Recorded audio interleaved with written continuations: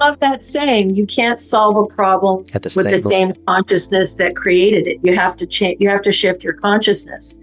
And when I realized that the Western doctor was just treating the symptoms and I actually felt worse, then that wonderful teacher came along. The student was ready, and she came in the form of a yoga teacher. And she had been a nurse at Johns Hopkins in the 50s. Wow. And she saw all of the problems that we see today in modern medicine coming even back in the 50s. And she was horrified. And she ended up walking away from one of the top teaching hospitals in the country and investigating natural health. And I just, one night after her yoga class, I was about 2 weeks into this, breakdown and this, this healing journey.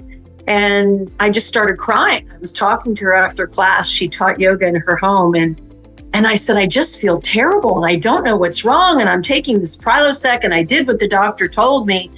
And she just started laughing and she said, what are you taking that for? And I said, because he told me to, I'm just doing what I was told. And she said, you've got to start taking responsibility for being your own doctor, being your own investigator, and getting to the root of what's going on. So she referred me to an Ayurvedic doctor who was an MD and had about 9 medical degrees. And yet he had integrated, as you're, functional medicine and integrated, he had integrated all of these modalities into understanding that for him, the root cause was the gut. Everything goes back to the gut. If the gut is out of balance, everything's off. Just in 90 days, Dr. Aaron, 90 days, my whole life started to change. And I was just so blown away.